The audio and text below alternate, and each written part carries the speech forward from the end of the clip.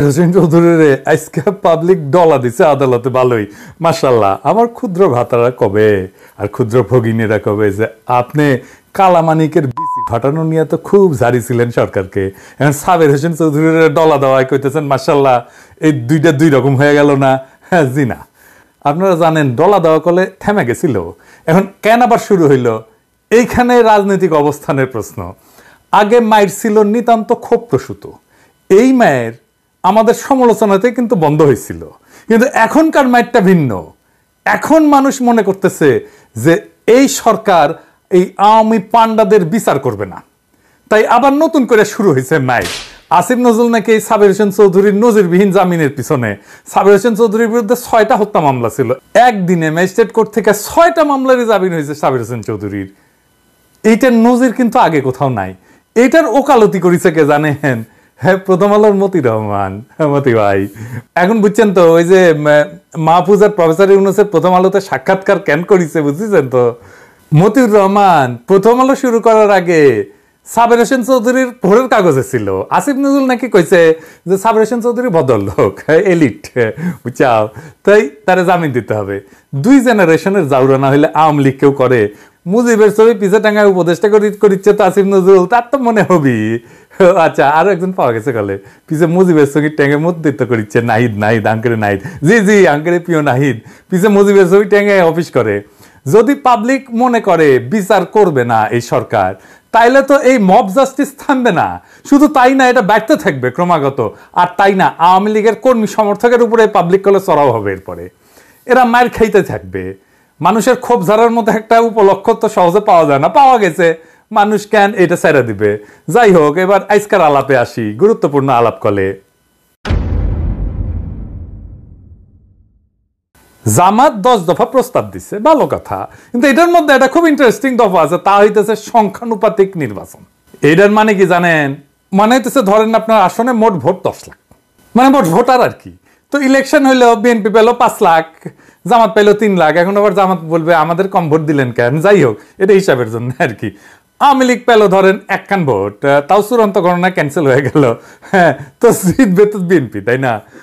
তো এখন যে জামাত যে 3 লাখ ভোট পেলো, এটা তো পুরাই লস জামাতের জন্য।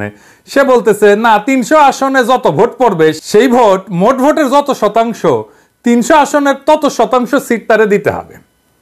তার মানে কোন সিটে আলাদাভাবে যারা জিততেছে না, তারা যদি সব মিলায় 1% ভোটও পায়, তাইলে তারা 3টে সিট পাবে, বুঝছাও? যদি 0.5% পায়, তাইলেও 1টা সিট অন্তত পাবে।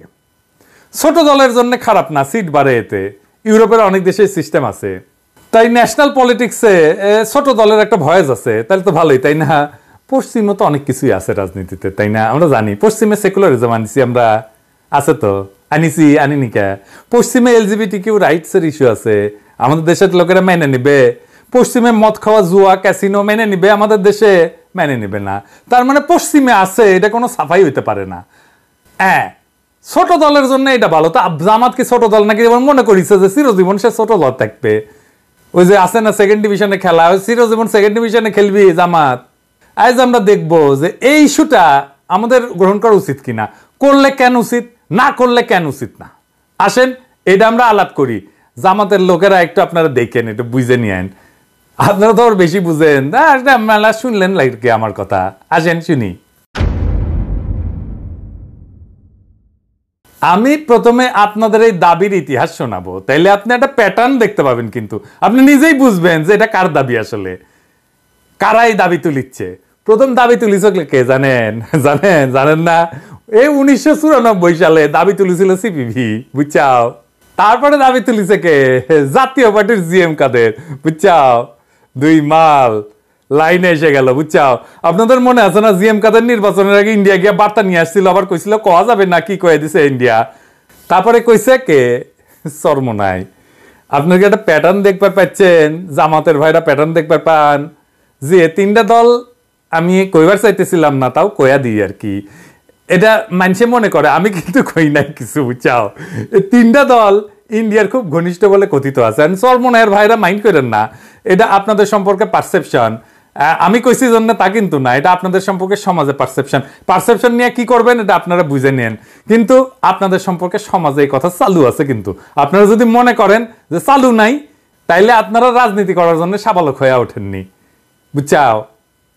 আসলে এই সংখ্যানুপাতিক নির্বাচন এটা হইতেছে ইন্ডিয়ান এজেন্ডা। তাহলে ইন্ডিয়া কেন এই সংখ্যানুপাতিক নির্বাচন প্রমোট করছে? এটার ইন্টারেস্টিং আলাপ, আসেন সে আলাপটা দেখি। ভারত বাংলাদেশে এখন দুইটা জিনিস চায়, ও তো তালুকদারি গেছে, এখন দুইটা জিনিস চায়। এক, বাংলাদেশ যেন স্থিতিশীল একটা শক্তিশালী সরকারি দল না থাকে। দুই, আওয়ামী লীগ যেন বাংলাদেশের রাজনীতিতে জায়গা কইরা নেয়। এই দুইটা উদ্দেশ্যে সফল করবে সংখ্যানুপাতিক নির্বাচনের ব্যবস্থা, বুঝছেন? এটা কিন্তু ভয়ানক একটা দাবি করেছে জামাত, বুঝেও নাই যে এই দাবিতে কি হয়ে যাবে। আসেন আমরা দেখি কিভাবে। আসেন প্রথম ইস্যুটা দেখি।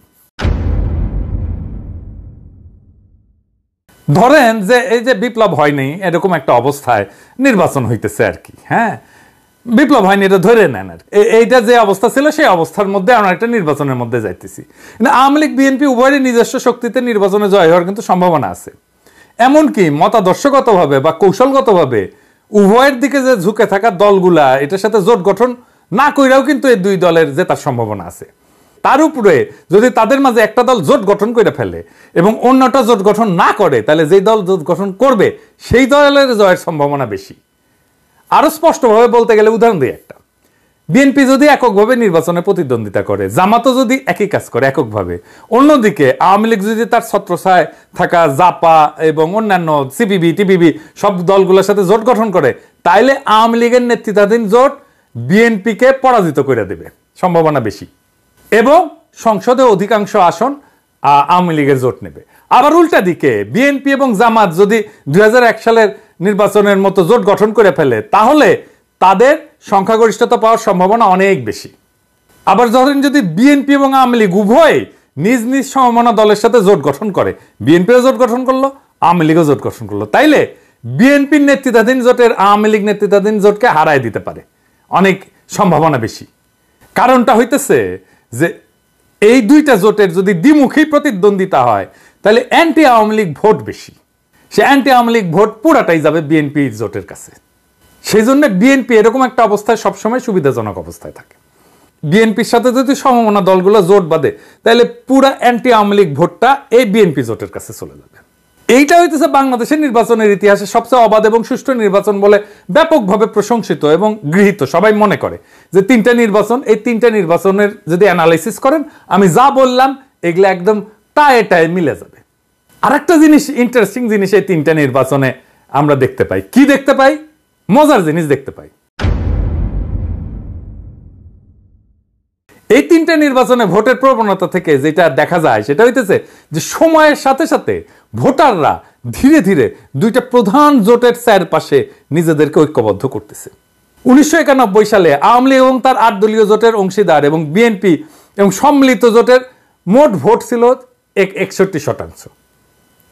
যখন 96 সালে এই ভোটের পরিমাণ বৃদ্ধি পায় হইল 71% এবং 2001 সালে তা দাঁড়াইল 81%। এটাই প্রমাণ করে যে বাংলাদেশের দুই দলীয় ব্যবস্থায় ধীরে ধীরে প্রতিষ্ঠিত হচ্ছে, যেমন বেশিরভাগ পরিপূর্ণ গণতন্ত্রে দেখা যায়। 91 সালে জামাত বিএনপি একসাথে 43% ভোট পাইছিল। তার মানে 43% ভোট পাইছে হচ্ছে জামাত বিএনপি, তারা চাইছে জামাত বিএনপি ক্ষমতায় আসুক, কিন্তু 57% মানুষ কিন্তু জামাত বিএনপিকে চায়নি, ম্যাক্সিমাম মানুষ জামাত বিএনপিকে চায়নি, তাই না? এই তো হিসাব। 1996 সালে পরিস্থিতি কিন্তু অন্যরকম হয়ে যায়। 96 সালে আওয়ামী লীগ এবং জাতীয় পার্টি যৌথভাবে 54% ভোট পায় এবং 2001 সালে 4 দলীয় জোট মোট 47% ভোট পায়। অবশেষে 2008 সালে আওয়ামী লীগ 55%-এরও বেশি ভোট নিশ্চিত করছিল। তো ধরেন এই প্রবণতা ভবিষ্যতে অব্যাহত থাকলো, তাহলে এই যে সংখ্যানুপাতিক নির্বাচন, এই নির্বাচনের পিছনে যে জাস্টিফিকেশন বা ন্যায্যতা, এটা কি বলা হয়? এর সাফাইটা কি? সাফাইটা হইতেছে যে বেশিরভাগ মানুষ যেই দল সরকার গঠন করছে তারে ভোট দেয় নাই, তাই না? আপনি তো প্রথম 91 নির্বাচনে দেখলেন যে 43% মানুষ মাত্র ভোট দিছে, তার মানে 57% মানুষ ভোট দেয় নাই, চায় নাই এই দল সরকার গঠন করুক, তাই না? কম ভোট পেয়ে জিতে গেছে, সরকার গঠন করছে। 1991 আরেকটু বুঝাই বলি, 1991 বিএনপি 31% ভোট পায়, তার মানে 69% ভোটার বিএনপিকে চায় নাই, তাই না? মানে যেই পরিমাণ ভোটার বিএনপিকে চাইছে তার চাইতে বেশি ভোটার বিএনপিকে চায় নাই। এই অবস্থার সমাধান হিসেবে সংখ্যানুপাতিক নির্বাচনের ব্যবস্থা প্রস্তাব আসছে। কিন্তু আমরা 2008 সালে কি দেখলাম যে 55% বেশি ভোট পেয়ে আওয়ামী লীগ সরকার গঠন করলো, মানে ওভারওয়েলমিং মেজরিটি পাইল আওয়ামী লীগ, বিশাল অঙ্কের মেজরিটি।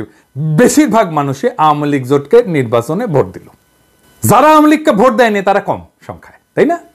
তাইলে এই প্রেক্ষাপটে সংখ্যানুপাতিক নির্বাচন নিয়ে আমার আসলে উদ্বেগটা কি, বা আমাদের সবার উদ্বেগ কি হওয়া উচিত, আসেন সেটা নিয়ে আলাপ করি। আমার মতে ধরেন পরে যে এখন যদি আরো 2টা ইলেকশন হয়, তাহলে সুষ্ঠু নির্বাচনের মাধ্যমে এই যে সিস্টেমটা এখন আছে, এই সিস্টেমে আওয়ামী লীগের সংখ্যাগরিষ্ঠতা অর্জন করা প্রায় অসম্ভব। তাদের কিন্তু 25%-এর মতো একটা ভোটের ব্যাংক আছে, যেটা তারা এখনো দখল করে আছে। সবচেয়ে খারাপ পরিস্থিতি বিবেচনায় 20% এবং সবচেয়ে ভালো পরিস্থিতি বিবেচনায় 30% ভোট পাইতে পারে। মানে 20 থেকে 30 এর মধ্যে কিন্তু আওয়ামী লীগের ভোট এইটা নড়াচড়া করবে। আরে ভাই 10% তো হিন্দুদের বেশিরভাগ ভোট তারা পাবে, তাই না? আমরা যাই বলি না কেন। এছাড়াও গোপালগঞ্জ, শরীয়তপুর, মাদারীপুর জেলায় যে সংসদীয় আসনগুলো আছে, এগুলোতে আওয়ামী লীগ জিতে যেতে পারে। সুতরাং আগামী কয়েক মাসের মধ্যে যদি নির্বাচন হয়, আওয়ামী লীগ যদি তাতে অংশ নেয়, তাও তাদের আনুমানিক 25 থেকে 30টা আসনে জয়ের সম্ভাবনা আছে। কিন্তু যদি সংখ্যানুপাতিক হয়ে যায়, তাইলে তারা 75 থেকে 90টা আসন পেয়ে যাবে, ওই ভোট পেয়েও, 25% ভোট পেয়েও। আর যদি 18 থেকে 24 মাস পরে নির্বাচন হয়, তাহলে আওয়ামী লীগ তার দলকে পুনর্গঠন পুনর্জীবিত করে প্রায় এমনিতেই এই এখনকার সিস্টেম থাকলে 50 থেকে 60টা আসনে জয়লাভ করে যাবে। কিন্তু যদি এই সংখ্যানুপাতিক হয়, তাইলে আর যদি 30% ভোট পায়, তাহলে 90টা আসন পেয়ে যাবে আওয়ামী লীগ লিখে রাখতে পারেন। তাহলে জামাত এটা কি প্রস্তাব দিল? আওয়ামী লীগকে কি 90টা আসন পাওয়া দেওয়ার জন্য প্রস্তাব দিল জামাত? মানে আগে যারা দিছে সিপিবি, তারপরে কাদেরের জাতীয় পার্টি, তারপরে ইসলামী শাসনতন্ত্র আন্দোলনের, এটা আমি অত সিরিয়াসলি নেই নাই। কিন্তু জামাত তো একটা বড় দল, দ্বিতীয় প্রধান দল। সেই দল যদি সংখ্যানুপাতিক নির্বাচন চায়, আওয়ামী লীগ তো তাহলে চাইবেই, জামাতও চাইছে, সিপিবি চাইছে, ইসলামী শাসনতন্ত্র আন্দোলন চাইতে মেজরিটি দলই যদি চায়, তাহলে তো আওয়ামী লীগকে 90টা সিট তারা দিচ্ছে। ইন্ডিয়াও এটা চাইবে এবং ইন্ডিয়া এটা দারুণভাবে সাপোর্ট করবে। আওয়ামী লীগ তো নিজে চাইবেই। এবার বুঝছেন তো, আগামী নির্বাচনে আওয়ামী লীগের সাথে জোট যদি না করে জাপা, তাহলে তো নিশ্চিন্ন হয়ে যাবে। সুতরাং সেই কারণেই জাতীয় পার্টিও এটারে সমর্থন করছে সংখ্যানুপাতিক নির্বাচনকে। এইবার আসেন দেখি যে কিভাবে এই সংখ্যানুপাতিক নির্বাচন ব্যবস্থা একটা দুর্বল সরকার তৈরি করে। আমাদের ঘরের কাছে একটা এক্সাম্পল আছে নেপালে। নেপালের এই সংখ্যানুপাতিক নির্বাচন ব্যবস্থা নেপালকে একেবারে ধ্বংস করে দিচ্ছে। নেপালের পলিটিক্যাল স্টেবিলিটি আসতেছে না। কিভাবে আসেন দেখি। নেপালে 2006 সালে রাজতন্ত্রের পতনের পর এই আলোচনাটা শুরু হয় এবং 1990 সালে বহুদলীয় গণতন্ত্র প্রতিষ্ঠা হইলেও নেপালে নানা ধরনের দ্বন্দ্ব হয়েছে, আমরা এটা জানি। কোনো সরকারি স্থিতিশীলতা পায়নি। প্রায় প্রত্যেক বছরই প্রধানমন্ত্রী পরিবর্তন হইতে থাকে। আর এই সংখ্যানুপাতিক নির্বাচন হওয়ার পরে 9 বছরে 8 বার প্রধানমন্ত্রী বদল হয়েছে। কোনো কাজ করতে পারবে 9 বছরে যদি 8 বার প্রধানমন্ত্রী বদল হয়? ফলে দেখা যাচ্ছে নেপালের রাজনীতিতে স্থিতিশীলতা ফিরে আসেইনি, বরং সমস্যা সংকট আরো ঘনীভূত হয়েছে। আর কি হয় জানেন, এই সংখ্যানুপাতিক ব্যবস্থা এতই ঝুঁকিপূর্ণ যে নেপালে বিগত 2টা নির্বাচনে কোনো দলই একক সংখ্যাগরিষ্ঠতা পায়নি। আবার 3-4টা দলের মধ্যে সমঝোতা ছাড়া কোনো সরকার গঠন সম্ভব হয় না। ছোট ছোট দলগুলো কি করে, এই কোয়ালিশনের সুযোগ নিয়ে গুরুত্বপূর্ণ মন্ত্রণালয়গুলোর উপর নিয়ন্ত্রণ প্রতিষ্ঠা করে, এগুলো নিয়ে নেয়। ফলে বড় দলগুলো এদের নানা যৌক্তিক অযৌক্তিক দাবি মেনে নিতে বাধ্য হয়, কারণ সরকার তো গঠন করতে হবে। গত নির্বাচনের পরে যে তৃতীয় সংখ্যাগরিষ্ঠ দলের নেতৃত্বে যে কোয়ালিশন তৈরি হয়েছিল 1.5 বছরের মাথায় ভেঙে যায়। বর্তমানে যে দলটা কোয়ালিশন আছে তারা ছিল দ্বিতীয় সংখ্যাগরিষ্ঠ দল, এবং এটা সম্পূর্ণভাবে এই দলটা অন্যান্য দলের সমর্থনের উপর নির্ভরশীল। এই অস্থিতিশীলতা চলতেই থাকবে যদি না তারা এই সংখ্যানুপাতিক নির্বাচনের এই ফাঁদ থেকে বাইরে আসে। এবং নেপালেও এটা ইন্ডিয়া করাইছে। বাংলাদেশেও এই অবস্থা হবে। প্রফেসর ইউনূসের সরকার তো তাও নিজে নিজে সিদ্ধান্ত নিয়ে কাজ করে, এইটাও করতে পারবে না ওই সরকার। আর শক্তিশালী সরকার না থাকলে কি সমস্যা হয় সেটা তো প্রফেসর ইউনূসের সরকারকে দেখে বোঝা যাচ্ছে। প্রফেসর ইউনূসের সরকার যতটুকু দুর্বল, তার চেয়ে দুর্বল সরকার হবে যদি সংখ্যানুপাতিক নির্বাচনের মাধ্যমে সরকার গঠিত হয় বাংলাদেশে। আরে ভাই, ইউরোপে ইনস্টিটিউট শক্তিশালী, আমাদের দেশে তো ইনস্টিটিউটই দাঁড়ায় নাই। ইনস্টিটিউট শক্তিশালী থাকলে তখন একটা সমঝোতার একটা স্পেস থাকে। যেখানে ইনস্টিটিউট শক্তিশালী থাকে না, সেখানে সমঝোতা হয় না। এই নেপালের মতো অবস্থা হবে, অযৌক্তিক দাবি নিয়ে আসবে এবং সরকারি দলকে বিপদে ফেলতে থাকবে এবং বিপদে ফেলে নানা জিনিস ব্যয় করে নেওয়ার চেষ্টা করবে সমর্থনের বদলে। তাহলে আমাদের কি করা উচিত? ফ্যাসিবাদ বিরোধী যে দল আছে, এই দলগুলো যদি ধরেন আগামী 3-4 মাস 6 মাসের মধ্যে নির্বাচন করে, অবাধ এবং সুষ্ঠু নির্বাচন করে, তাহলে এই দলগুলা প্রায় 280টার মতো আসন পাবে। তো তারা কেন এই সংখ্যানুপাতিক সিস্টেমের পক্ষে দাঁড়াচ্ছে? কোনো কারণ তো নাই। আর সংখ্যানুপাতিক হইলে এরা সবাই মিলে 200টা আসন পাবে, নিজেরা 90টা আসন আওয়ামী লীগকে উপহার দিয়ে দিচ্ছে। আপনারা যদি দ্রুত নির্বাচন করেন, আওয়ামী লীগের প্রত্যাবর্তন দূর হয়ে যাবে। আমি আগামী পর্বে আরেকটা আলাপ আনবো কিভাবে কারা আওয়ামী লীগের পুনর্বাসনে জ্ঞাতসারে বা অজ্ঞাতসারে ভূমিকা রাখছিল 1975-এর পরে। এই একই ভুল আবার আপনারা করতে যাচ্ছেন। আওয়ামী লীগের বিনাশ ছাড়া বাংলাদেশ মাথা তুলে দাঁড়াতে পারবে না। যারা আওয়ামী লীগকে বাঁচায় রাখতে চায়, তারা আসলে বাংলাদেশকে বাঁচায় তোলার এই সম্ভাবনাকে নষ্ট করতে চায়।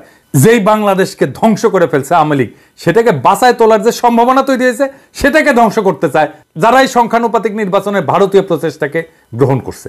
আমরা সংখ্যানুপাতিক নির্বাচনের এই ভারতীয় প্রচেষ্টাকে রুখে দেব। যারা বুঝে হোক না বুঝে হোক এই পরিকল্পনায় যুক্ত হয়েছেন, আপনাদেরকে অনুরোধ করব মেহেরবানি করে এই পথ থেকে দ্রুত সরে আসেন। এইটা ভারতীয় ফাঁদ, এই ফাঁদে পা দিয়েন না। এই সংখ্যানুপাতিক নির্বাচন কইরা আওয়ামী লীগের হাতে মুফতে 90টা সিট ধরায় দিয়েন না। আওয়ামী লীগ আবার দাঁড়ায় যাবে, আপনাদেরকে ইতিহাস অভিযুক্ত করবে আপনারা আওয়ামী লীগকে আবার পুনর্বাসিত হইতে সাহায্য করছিলেন। এই ভুল আর কইরেন না।